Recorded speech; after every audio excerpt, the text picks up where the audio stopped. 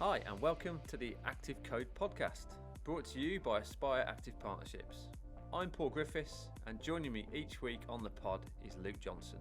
Aspire Active Partnerships is a community of like-minded business leaders who all believe that collaboration in the sports coaching and children's activity sector is essential for success. We've proven that working in collaboration does benefit business growth and essentially helps more children be more active more often. To combat physical inactivity, we need organisations that are performing at their very best. Organisations will only operate to high standards if they are led well. So, if we can focus on developing high quality leaders throughout an organisation, not just at the top, customers will experience higher quality services, which means heightened enjoyment levels and increased levels of physical activity. And if we do this at an early age, we know that we can build the foundations for a more active, happier and healthier life. The Active Code investigates what it really takes to be a successful leader and how organisations can combat physical inactivity. We won't be alone through this journey. We are joined by business owners and experts from our sector, as well as inspirational people from outside our industry.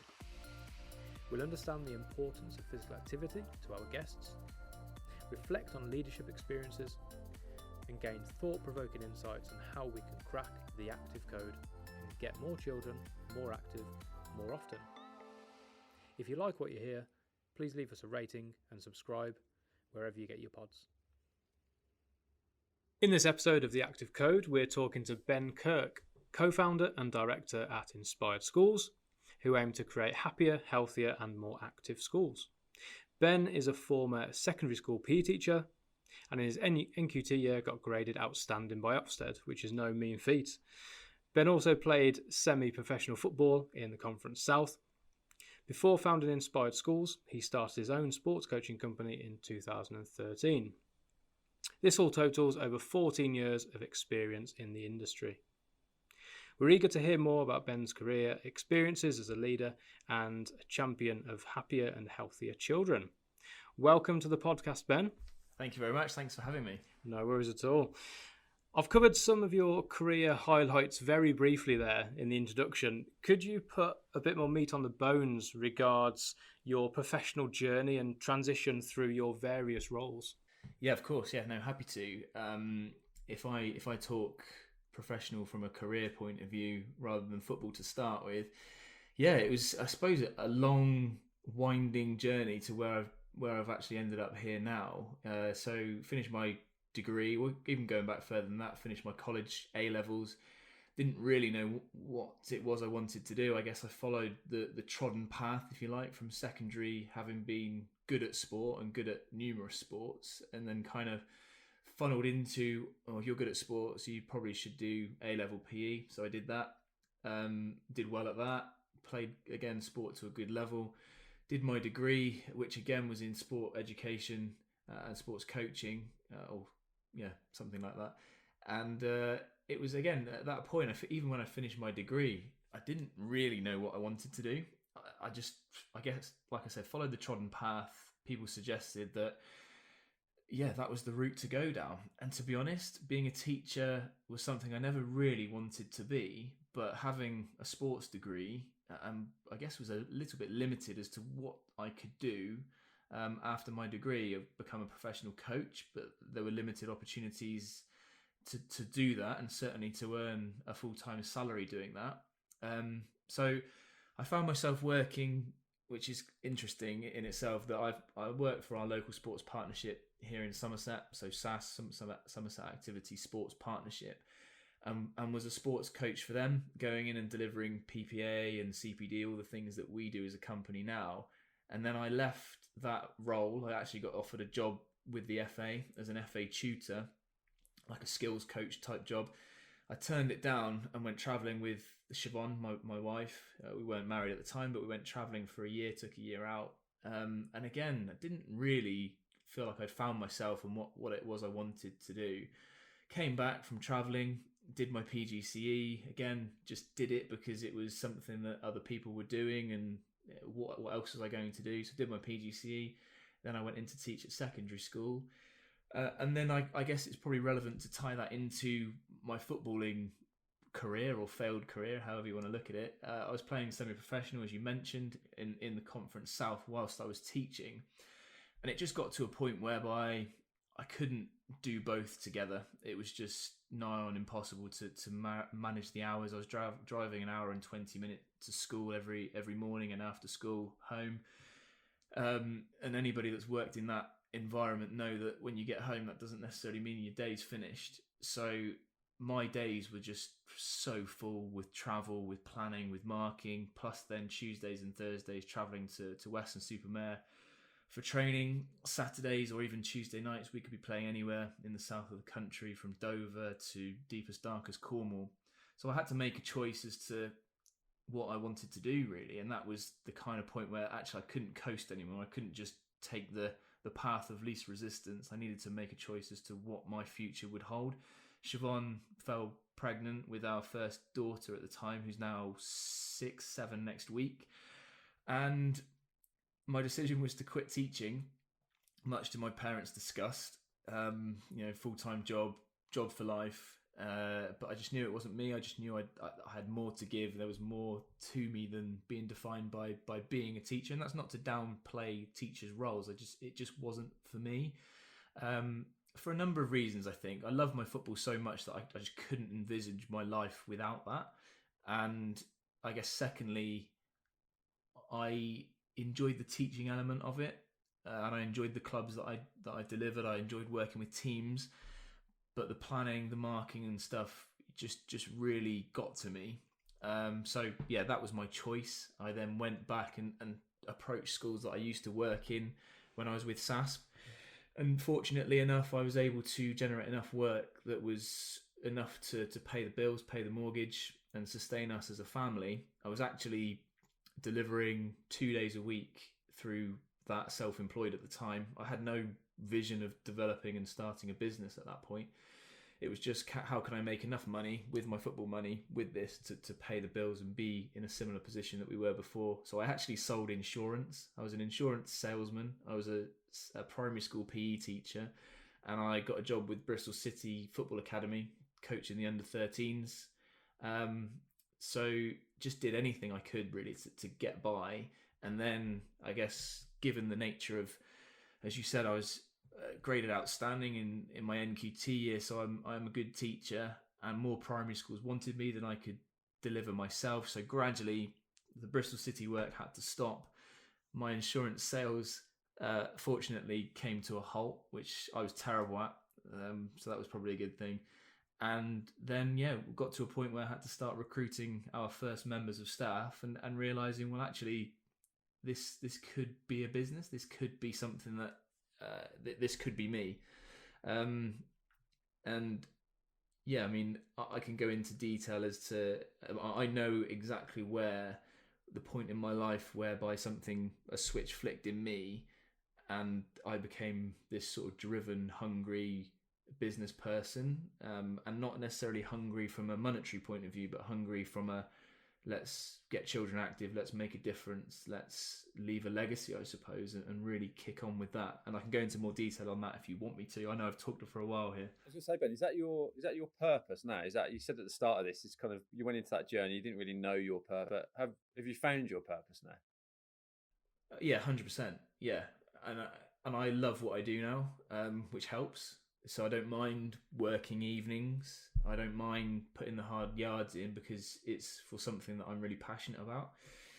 And yeah, ultimately, as you both know, our vision as a business is very aligned to yours, in that we want to raise physical activity levels, not just at schools, but in the home as well. Active families, active schools, because we know and we've seen the benefits that it will have on schools, but also the children as well. So that's where our passion lies. From a business perspective, I only realised that when my football career came to an end after a knee injury, but more than that, it was when my best friend passed away. So 6 years ago, I lost my best mate, just 6 and a bit years ago, to leukemia. And that was a point whereby, so I lost Luke, my best friend, and then 3 months later I had a knee injury, and that was my football career done. And both of those things took up so much of my time I don't mean took up my time with Luke, but there was a massive void there where I'd speak to him on a daily basis. He was a football person as well, involved with football as football manager. So the time that I would spend speaking to him, playing football at the weekends, Tuesday or Thursday nights, at the time I didn't realise this, but I'm not very good at expressing my emotions.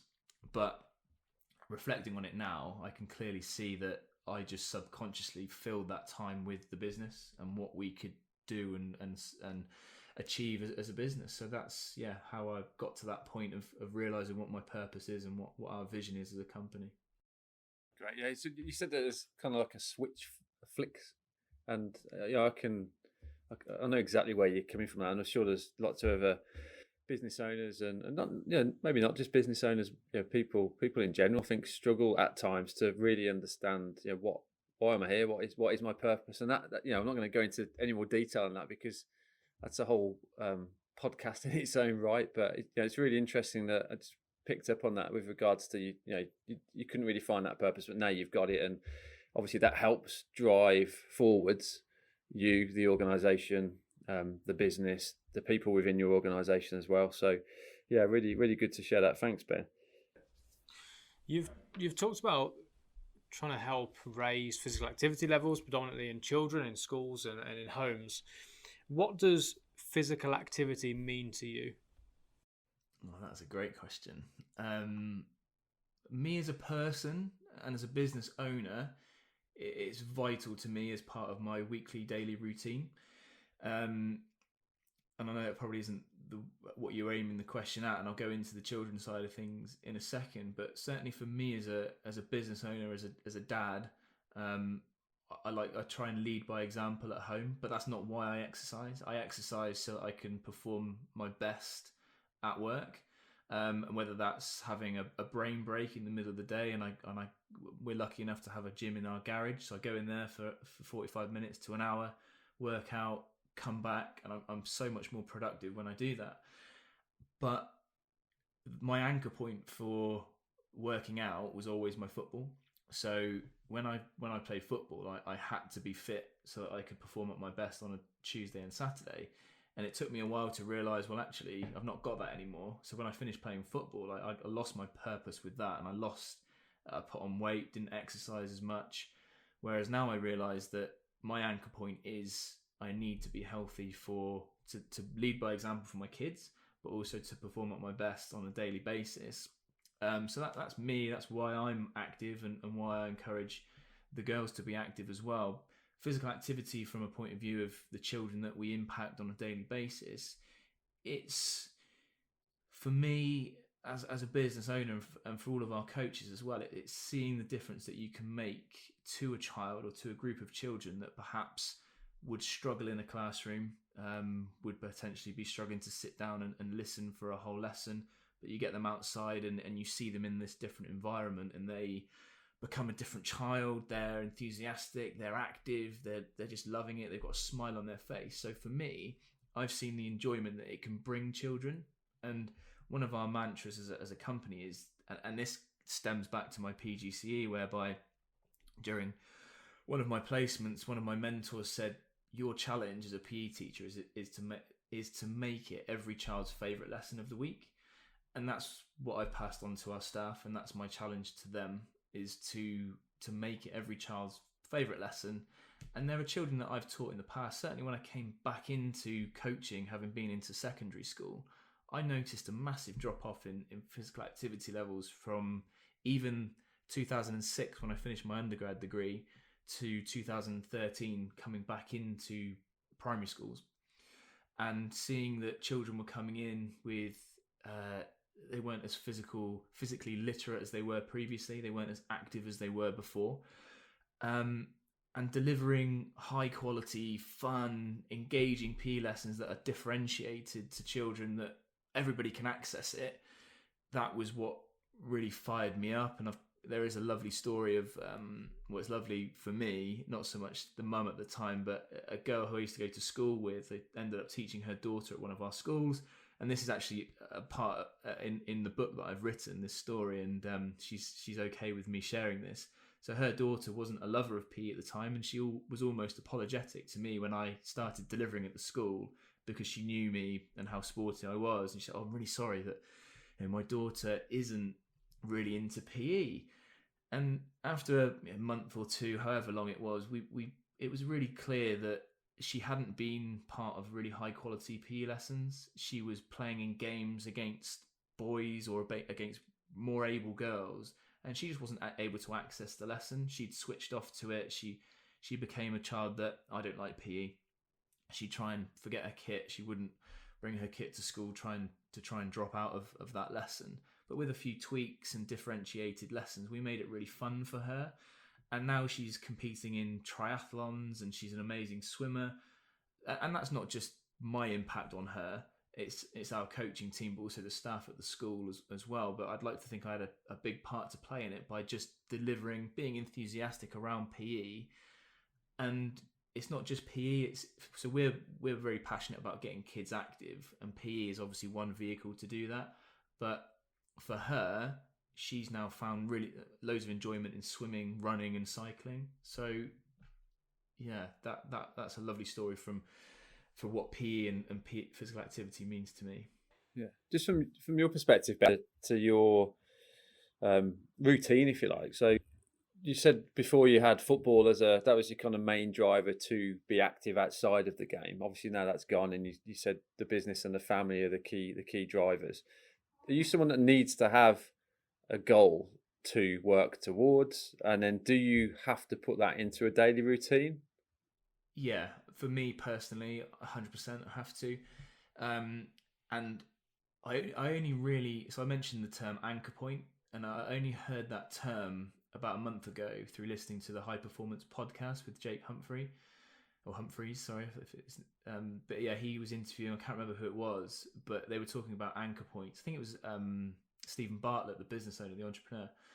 And he was saying that his anchor point, or the reason he worked out, was to look good. And I'll be honest, I was guilty of that. So I'd finish the football season. I would do heavyweight training, beach weights, so you'd look good in the summer. And the same, well, not now so much, but the same even after I finished my career, I would go through these sort of peaks and troughs. So thinking, I'll put on a bit of weight after Christmas. I'll be all right. I'll carry on. I'd always work out, but I wasn't necessarily healthy. I wouldn't push myself. And then come April, May time, I think, right, I need to lose some weight. I would then up my training. And then come September, October time, it would dip off. And what I've realised now is that my anchor point wasn't a healthy one, in that it was just to look good for a vanity point of view. Whereas now, yes, I need to do it for the business and to feel healthy. I feel so much better and healthier at the moment. But equally, like you say, a goal to aim for. So I'm actually doing the Bristol Half Marathon in September.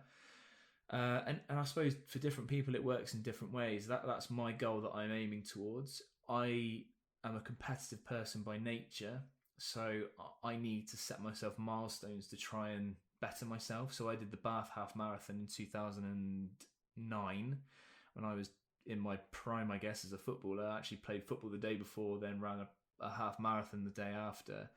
So my challenge now is to beat my time from 2009. Which is going to be no mean feat, and I might not achieve it, but I need that. So I know that in the back of my mind, if I don't beat my time, I will be really annoyed with myself. So I know that I'll beat it. I know that I will, even at 36 now. So yeah, goals, anchor points. 36, you're getting on, Ben. You're getting on. I know. Tell me. 36. Jeez. Put pressure on you now. What was your time, Ben? Because I think it'd be interesting to come back to this when you've done it in September. Oh, it was like 3 hours. No, it was. I think it was 1 hour 43. I think, off the top of my head. So not bad. Yeah, good time. Not great. Yeah, but not good bad. time. Good time. So that kind of we'll hold you to that, Ben, in September. That goal setting approach then that you've got in your personal life, for example, that half marathon goal, does that translate into business? So for Inspired Schools, are you very goal driven? Do you have kind of a strategic plan laid out, and you've got milestones that you want to hit? Yeah, we do. As a business, we set ourselves targets, and we do it in terms of the academic year. So we work in terms of terms. and what we want to do each term. We set ourselves goals within that term and action points that we need to put in place to then be able to hit those goals at the end of every term.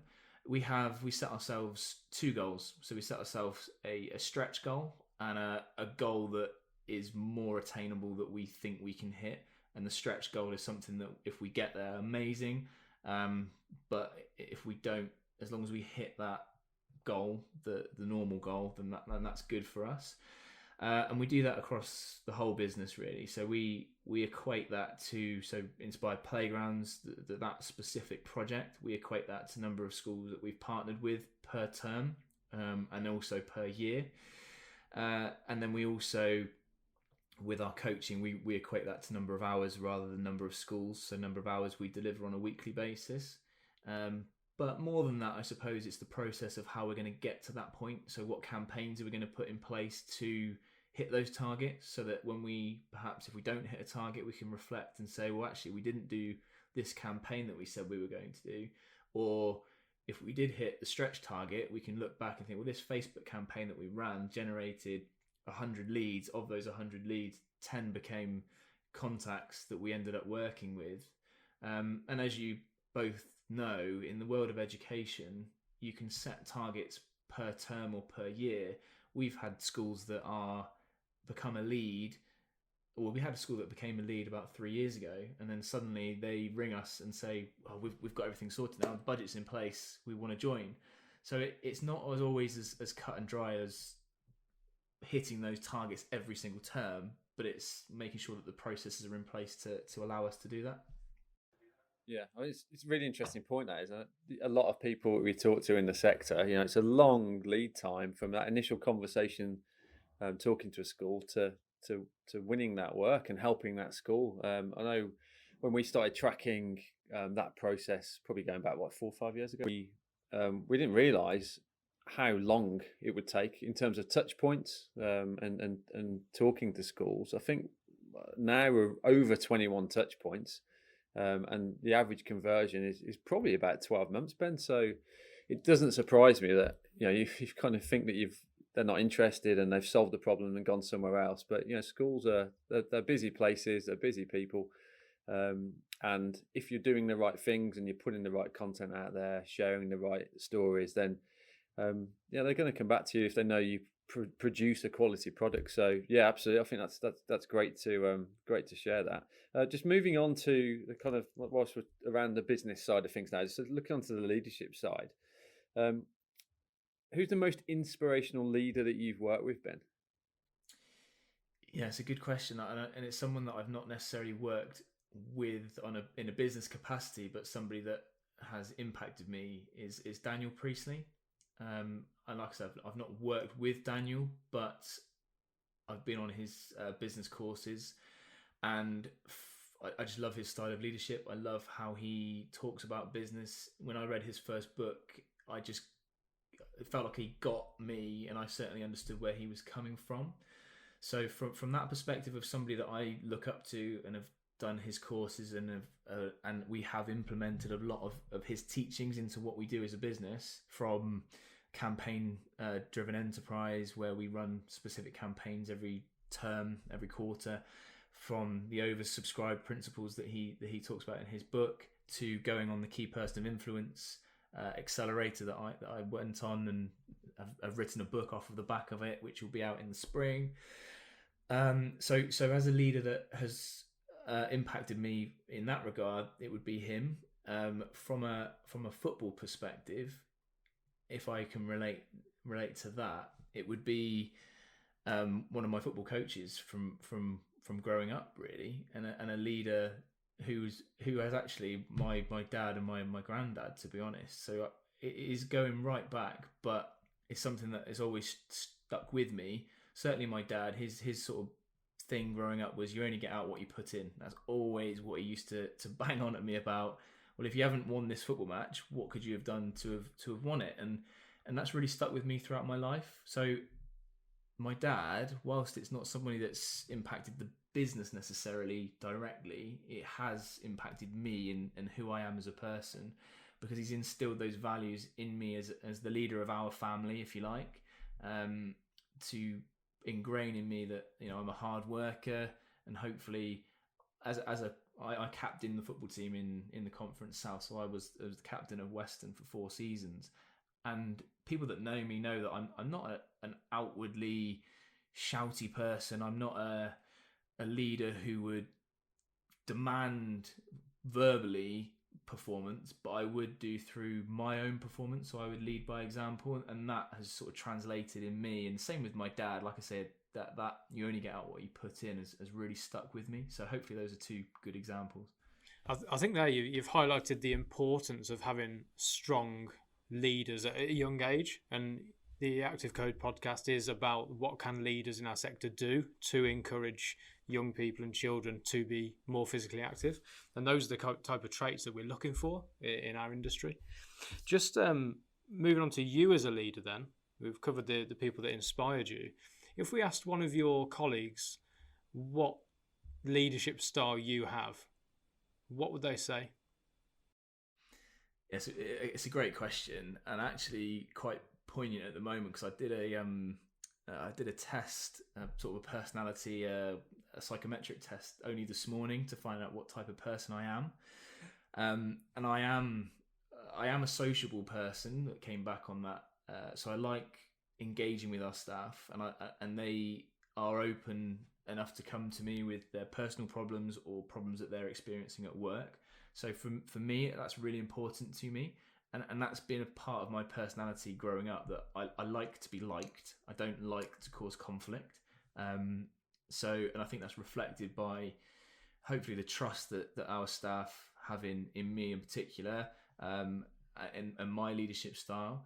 So I think that reflects with that, and I hope that would translate into what they would say. And again, I think it comes back to that leading by example, that I do work hard, even though it's not necessarily visible to our staff, which is, I suppose, a difficult thing for people in our sector. That if you are successful, and I suppose it's a similar thing with head teachers, right? That if you're a successful teacher and head teacher, you actually come away from what you always did in that you're in the classroom or you're out on the field coaching. So I don't coach anymore. I don't deliver as part of our weekly setup. So it's difficult for me to say to our staff, and this is something I'm conscious about, for me to say, well, this is what I want our lessons to look like. I want them to have learning objectives. I want them to be structured in a way that you go from this to this, you transitions from the lessons, etc., plenary to finish off, and that, you know, that's a fly by seat of your pants lesson. But I hope that still is respected by our coaches, even though I'm not out there on the front line anymore, that I've been there and done it almost. And I suppose it's like a manager going into a football position for a team, or cricket coach, whatever it might be, when you stop playing, that everything that you did as a player, as a teacher, as a coach is respected. Like you mentioned earlier, Luke, I did get outstanding in my NQT year, which is going back to kind of 2012. And all the feedback and all the testimonials that we've got for our business from sort of day dot are me, and they're all really positive. So I've led by example to get us to where we are now. It's a really good question, actually, and I'll open it back. I'm going to ask you guys a question. Is that enough? You're allowed to ask this question. Is that enough then to still demand that from your team? Yeah, it's a really interesting thing to look at here, because I've gone through the same process. My business partner James has gone through the same process, and if you look at it, I always look at this, Ben, from a teaching perspective. I think you said, like, your better teachers tend to be those that get put into more senior roles, and then they end up not teaching, which I always find kind of not difficult to understand, but a little bit kind of like, well, why does that happen? And that's something that kind of puzzled me for some time, because there are some head teachers out there who are amazing. The majority that we work with are superb leaders. However, there are some in the past that we've come across that, let's say, that they're not particularly great leaders. And that's, for me, probably because they were an outstanding teacher. That transition through into a leadership role that completely pulls away from working with kids, and all of a sudden they're managing a team of adults, It's a completely different ask.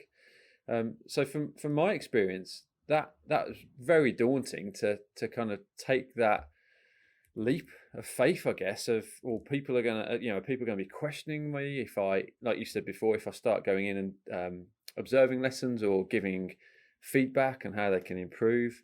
And I think it comes a point in that journey as a leader where you surround yourself with the right people, and you really kind of hone down on the purpose of the organisation, and what everyone's in this for, and what we're aiming for, and everything we're doing is in line with that. I'm still, happy to admit I still doubt myself quite a lot. Always questioning, I made the right decision, have I spoke to that person in the right way? So I don't think it ever really goes, from my point of view, and that transition is a really interesting one. I think that's something on the podcast that we will continue to delve into, because there's a lot of people in that situation. Yeah, I think I listen to, as you probably gathered from what I've spoken about so far, I listen to a lot of podcasts, and I listen to a lot of audio books as well. I'm not a good reader. I always fall asleep if I'm trying to read before bed. This podcast at the moment, the High Performance Podcast, Sir Clive, I've not finished this podcast yet, but Sir Clive Woodward is the latest one that I'm listening to. And it's fascinated me so far, because he's basically said, and I quote, a high performance sports team is exactly the same as a high performance business. And it almost that he believes that he could make it as a sports coach in any sport, doesn't matter, because he was, like you said, he would surround himself with high performing people in those key positions underneath him. And I think that's possibly where we are as a business now, whereby we need that high performing person in that head coach, whatever you want to call it, who is still on the front line delivering, that is going to take on mine and Marcus's not legacy, but do you know where I'm coming from? That kind of take on the mantle and start taking it further, and hopefully take it on further than we can on our own.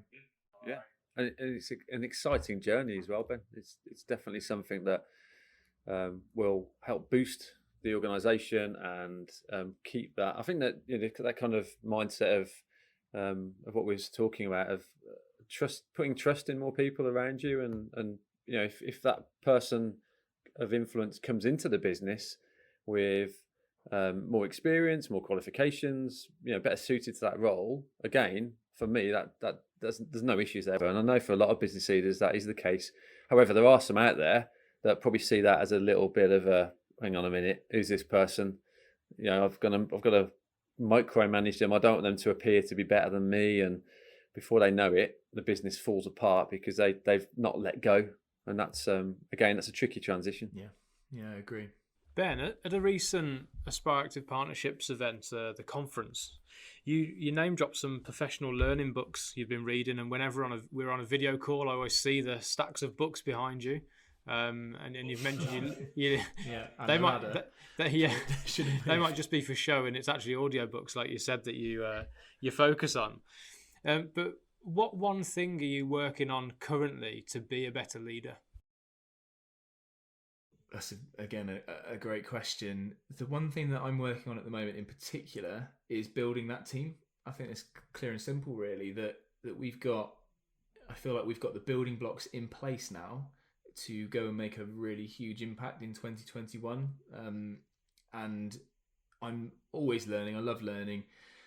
And for me, it's how best to structure that team from admin, from marketing, from the head coach that we just talked about a second ago, from playground installations team, that as a solopreneur, if you like, in the early days where you're doing everything, that we now need to start giving up those roles. But it's not as easy as just going, right, you're doing this, you're doing this, you're doing this. And I think everybody has those bumps in the road where you employ somebody and it's perhaps not the right fit for the business, but then I feel like I'm really good at, like I've got good emotional intelligence, and I reflect on me rather than the person coming into the business. So rather than just say someone's come into the business, they've not succeeded, out you go. And it might be that they're the wrong person, but I'm trying to learn now about how best, hence why I did that test today, how best we can put that team together so that we do make the impact that we can this year. Because I know that we can. and almost you kind of feel like not a fraud necessarily, but that imposter syndrome where people, even if someone says to me now, oh, you're an entrepreneur, it still makes me cringe a little bit because I don't like the word, even though it is probably true that until we've got a fully functioning business whereby let's say tomorrow a playground order comes in, I don't have to do anything. It functions itself, and I'm managing that process, and people know that if something happens in this part of the installation or working with that school, then they report to this person who would then potentially report to me. So my biggest thing at the moment is building that, amongst lots of other things like website development, but that I think comes underneath the bigger picture stuff. Yeah, absolutely. I think it's if something goes wrong in an organisation, or like you said, someone's employed and they're not quite the right fit, it's easy to blame that person that's come in rather than take it on the chin and say, well, actually, can I reflect on this? Can I do something different next time to improve? So that's a really good point, really. Just regards our sector that we both work in, what are your views on the leadership within the sector as a whole? Be careful what I say here. I think there's a case for schools to be a bit more daring and risky and break the mold. And what I mean by that is, and maybe this is skewed by my view on PE and the benefits that it can have, but we still see schools that have got this PE funding that don't use it to its full potential, that will supplement other pots, where we see that if they did spend it and not necessarily on what we do, but using other companies to give the children the best possible experience of PE and physical activity during primary school, that it will actually impact and benefit other areas of the curriculum. So it will improve concentration, attention, focus in the classroom. Ultimately, it, again, I'm not trying to sell my book here, but I talk about it in terms of bamboo. I think it's something like 7 years before bamboo starts to grow, but then within the next cycle of growth, it then shoots up. That's probably completely inaccurate in terms of the number of years. But the point is that you can put everything in place, PE-wise, physical activity, to have that sporting, that healthy, that active culture in a school, that ethos that not only includes the teachers, the but yeah, it branches out wider than that to parents, to the community. We've delivered parent and child workouts, not often enough, but we're guilty of doing that. And on reflection, and I'm sorry, I'm going off on a bit of a tangent here, but a parent and child workout that we've done that targets just girls because of the drop off in girls' physical activity levels as they move through the years and into secondary school. We've had 50 girls attend these workouts, but then our failing is then, well, what happens next? Where do we signpost those children towards? What clubs of the school got in place just for girls potentially, because they don't want to go to a football club which is mixed because they feel uncomfortable. So in my eyes, there's so much more schools can do, and I appreciate how busy teachers are, and this isn't downplaying their role within a school. I've been a teacher, I know, but there is a place for them to use the support that's available with sports coaching companies, the good ones that are out there that can support their curriculum, but also support their after school clubs and everything going on. So for me, the leaders in schools are hamstrung a little bit or a lot by the government expectations around SATs, around attainment levels, around Ofsted, which in my eyes inhibits some leaders and some teachers from making the really brave decisions to go, actually, we're not going to do maths and English every morning of the week. We're going to do PE first thing, or we're going to do maths, but we're going to have a learning break of 10-15 minutes at 9:30, and then we're going to come back into the classrooms and restart the lesson. The data's there, the science is there that brain breaks are beneficial, and it will ultimately improve focus, attention, even behaviour in the classroom.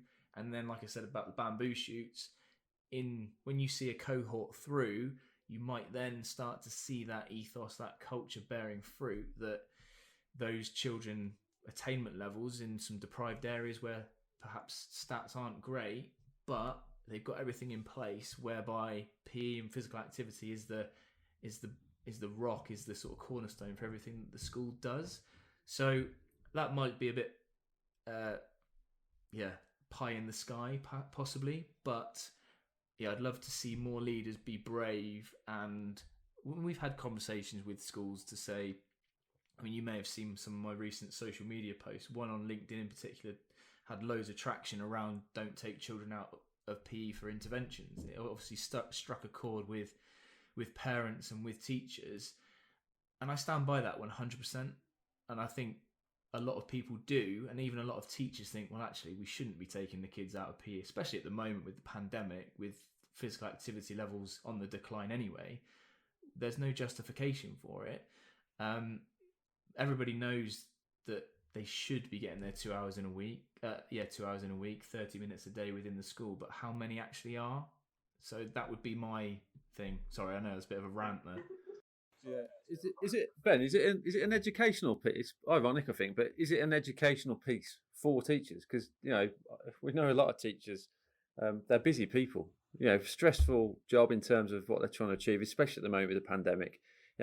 Do you believe that all teachers actually have this underpinning knowledge about the benefits of being physically active? Because I think there's a lot of presumption out there that everybody does. But from your experience, do you actually think that the vast majority of teachers and leaders of schools actually really know the benefits of physical activity? I think it's probably two sides to that, in that maybe more do than perhaps we realise, and they may be not necessarily worried to be outspoken about what should be happening. But you're right, there probably is there is limited knowledge to the benefits that I mentioned around behaviour, focus, concentration. And I think there is that, it's like sort of catch-22, that you've got to be brave to implement these things, to say, well, actually, we'll spend less time in the classroom, but ultimately it's going to be more beneficial to the children.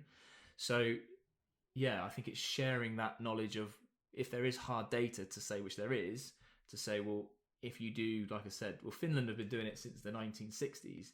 They do 45 minutes in the classroom, then they have 15-minute break every 45 minutes. So the data is there.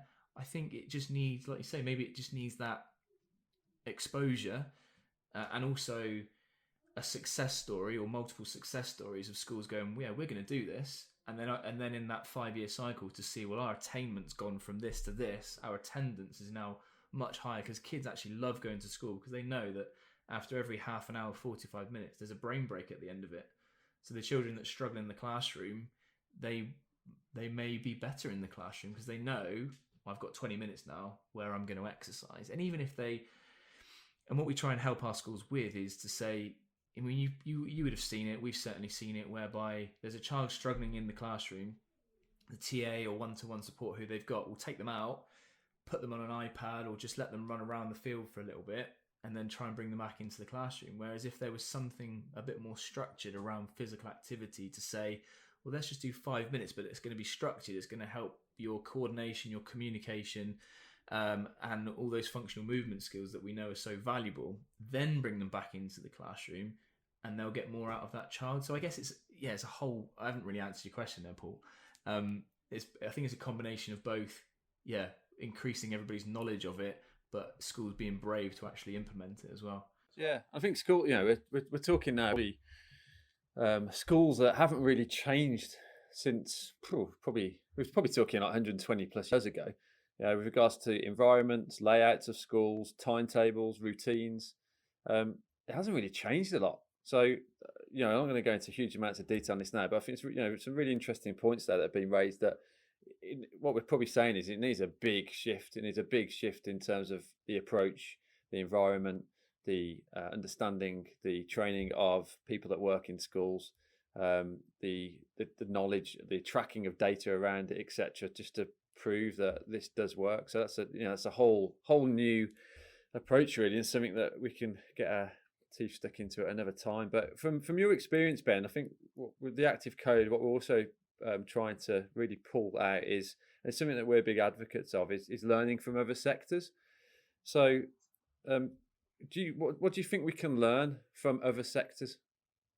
So I'm just scribbling down some notes because I don't want to forget two things that I wanted to bring up, which actually relates to what you've just asked there. I think there's so much we can learn from other sectors. And again, I'm going to mention my book again. I apologize. In my book, Go ahead. If you had an entrepreneur, let's say a Richard Branson or Deborah Meaden, who's my favourite dragon. Controversial, Ben. I wasn't expecting that. What, Deborah Meaden? If you were, or if they were in charge of the PE and sports premium spend, and head teachers had to report directly to them and say, this is what we've done, and these are the results, how many head teachers would be, I'll do that, we're 100% happy with what we've done? So I don't know. I don't think there'll be a huge amount. They stand up in Dragon's Den and say, yeah, this is how we spent the money. It's led to this. These are our outcomes. We've experienced this along the way, but ultimately we're happy with our spend.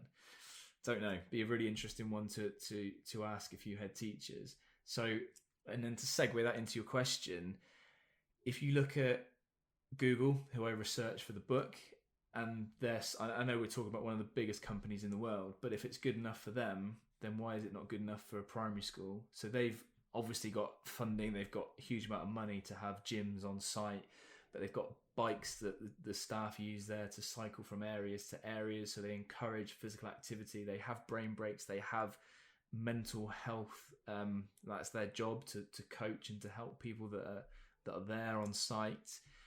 They will have people that deliver yoga sessions during the day, meditations, whatever it might be.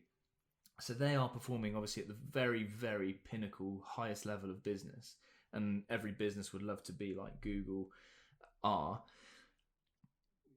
Are there learnings that we can take as, well, certainly for me as a business we can, but are there learnings that primary schools can take from that? I think absolutely. And it probably does come back to that leading by example a little bit, whereby I think, yes, teachers are busy, but I would love teachers to be advocates of being physically active and how important that is. So if they are delivering a PE lesson, not doing some marking, sat down in the corner while they're doing gymnastics routines, actually taking part, being a role model in that, but being active throughout the school day. So those brain breaks that I mentioned, I'd love for every school to do at least 2 or 3 physically active brain breaks a day. But again, if teachers are leading that and are involved and active themselves, and it starts from the top down. So if head teachers are delivering assemblies, and at the start of that assembly, there's 5 minutes of a HIIT workout or dance routine that they're all going to do as a school, and the head teachers doing that, then absolutely. If you look at all the best leaders in business and you read their books, Elon Musk, Richard Branson, all these people, they have physical activity as a really important part of their values. It's really high up. So I think, I mean, it's not going to happen overnight, but one of our missions is to, not just the children, but it's to help schools realise that if we are active, we've got a really healthy ethos at the school, we're going to be a higher functioning organisation, that teachers are going to come and want to work at that school because maybe, I don't know, every Friday night before teachers go home, they do something as a staff team to get active before going home, or on a Monday morning or Wednesday lunchtime, whatever it might be. I think schools can do more to be more of an attractive organisation to work for around physical activity and having that ethos. Excellent. Some key points. You could probably release a book just for top tips for schools to get physical activity embedded more throughout the school day. It's funny you should say that, Luke. I don't know if I've mentioned that. I've got a book coming out. Yeah, which leads us on to the next quick fire question. So we want to give our listeners some tangible takeaways from this podcast. So if listeners wanted to enhance their leadership skills and their business, in addition to your book that's being released in September, what 3 books, podcasts, or people would you recommend? The High Performance Podcast, which I've mentioned, by Jake Humphreys, it's amazing, and quite often he mentions that teachers have responded really well to that podcast. There's so many learnings and takeaways from there. If you're a business owner, if you're a teacher, if you're a head teacher or a parent, even I've learned a lot as a parent to challenge my children more than I perhaps do, to not demand the best from them. But the Phil Neville one in particular stuck out in my mind, that his dad was a lorry driver, and they used to make the kids get up at something like 6 or 7 in the morning. They used to work out as a family, and now Phil Neville does that as a parent, which possibly is a bit too far for me. But all the same, it's really interesting. So High Performance Podcast, definitely. I also love, so again, talking more from a PE perspective and a delivery perspective, Paul Dick's, which I've got actually up there somewhere. It's called When Adults Change, Everything Changes. So that's a really good one on behaviour, and his philosophy around behaviour. It basically speaks to my behaviour management strategy, which isn't autocratic. It's very build a rapport with the kids, about choices, about how to celebrate achievement within that, and not necessarily celebrating a child that hasn't followed instructions but does for the first time, and then suddenly they're star of the day. So it's a really good book. And then finally, I guess from a business perspective, I can't not talk about Daniel Priestley, whose 4 books are behind me there. All his books are great. So hopefully that's given you a bit of a broad range of a sort of a sporty podcast, a behaviour book for teachers, and then a more business-minded one. Nice selection. Yeah, really good selection. And I have read them all, I promise. Without falling asleep. Well, I can't promise that. And then another quick fire question then. So what one thing needs to happen to get more children more active more often? Make it fun. That is quick fire. I'll give you a bit more than perfect. that. I'm a little bit controversial in terms of what I think PE should look like, and this goes against the grain a little bit, in that, and coming from a PE teacher, I know what a good lesson looks like. I understand success criteria and learning objectives, etc. But my argument would be, if we trialed PE, that was the sole purpose of it was just to make it fun for 5 years, what would happen to children's activity levels? And I'm talking fun from letting the children experience games that perhaps they wouldn't have done. There's research out there to suggest that, we follow this curriculum based on games a lot of the time, football, netball, cricket, all those things. But the data for adults now is that I think it's only something like 12% of adults will take part in team sports, whereas they take part in more physical pursuits like cycling, swimming, running, jogging, yoga, those things that aren't competitive unless you want them to be. So yeah, I think fun should be, and it certainly is for us, it should be at the cornerstone of what PE and physical activity looks like. Because if children are disengaged and it's not fun, ultimately we as a business, and I'm sure you're the same, we want children to make lifelong healthy choices beyond primary school. It's not enough for us to increase physical activity levels whilst they're at school. That's the easy bit. It's then when they get into secondary and they forget their kits for cross country, to college when it's not compulsory, to then they leave college and there's literally, right, if you want to be active, it's up to you.